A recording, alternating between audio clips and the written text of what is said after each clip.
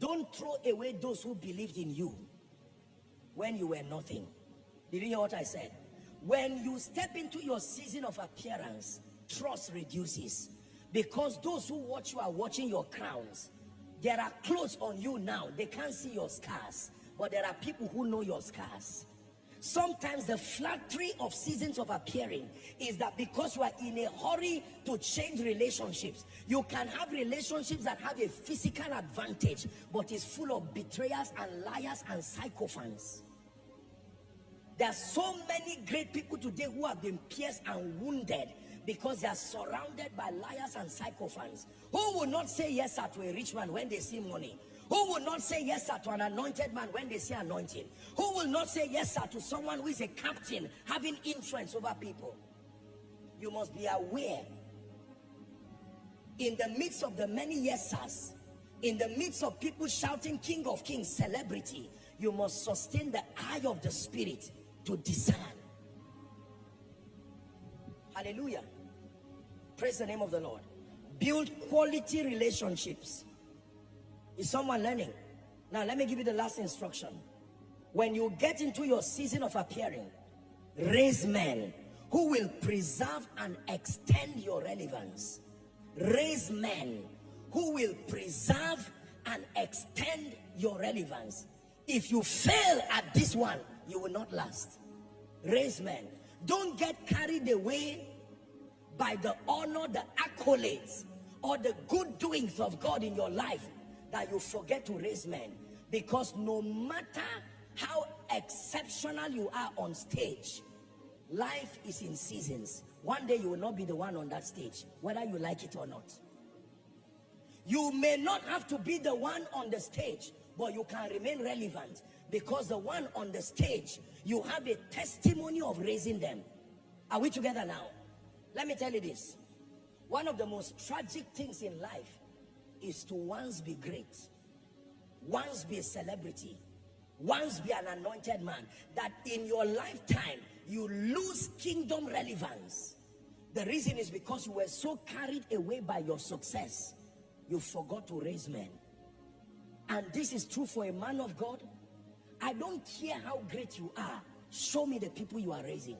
If you raise them and they decide to be rebellious, that's their lot. But raise men. One of the most comforting scriptures for me in the Bible is the scripture, and it came to pass.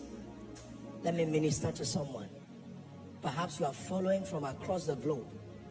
It looks like they're going to deport you because you're behind on your bills. When righteousness does not profit, God is up to something. Every time righteousness looks like a disadvantage in your life, be patient. It is not over yet. Did you hear what I said? Don't forget this. There are times in the life of a believer where righteousness will look like a disadvantage. I tell you, if you have not faced that, keep growing. A time will come, your loving Jesus will look like a minus in your life. Your serving Jesus will look like a minus in your life. Your raising children properly will look like a minus in your life.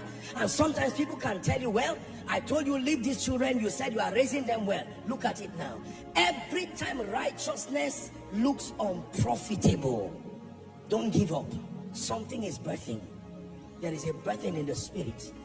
There are many women here with children, many women who have given birth here. No matter how seamless that delivery is, it cannot be 100% pain-free. Once you are a woman and you are about to push a child, there is a measure of travail. Some get it easier than others. Are we together? Some have to be rushed into an emergency room because they bleed. Many other things happen. It was not part of the plan.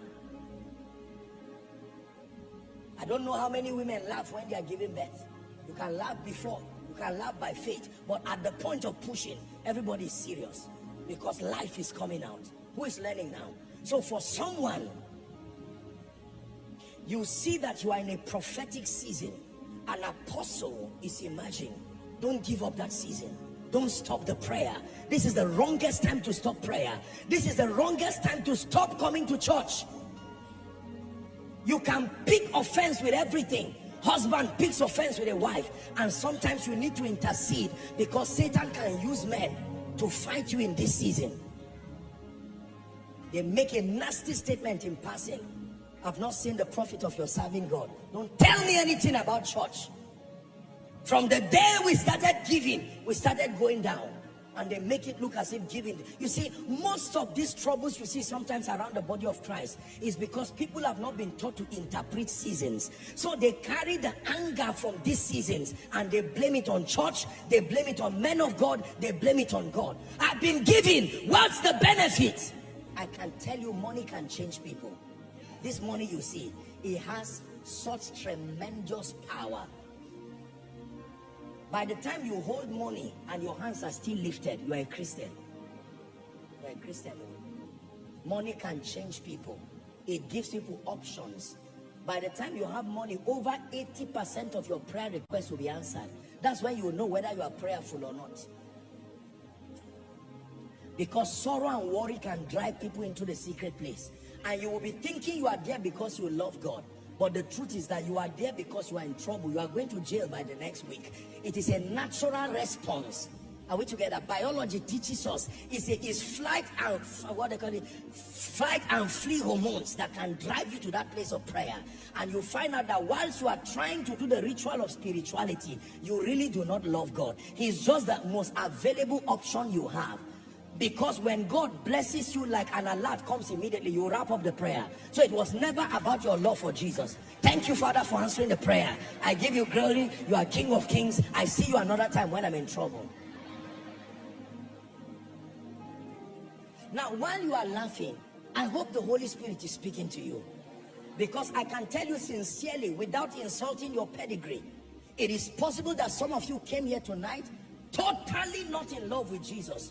You just heard that one prophetic word can come from this man of God and your life can change. And that's a noble reason to come. But I propose to you a relationship more than receiving things. That God needs your heart beyond your hands. I will pray for you to get what you are getting. But my question is, what if you don't get it? Will you still love him? Will you still come to church? And then what if you get it? Will you still love him? Will you still come to church?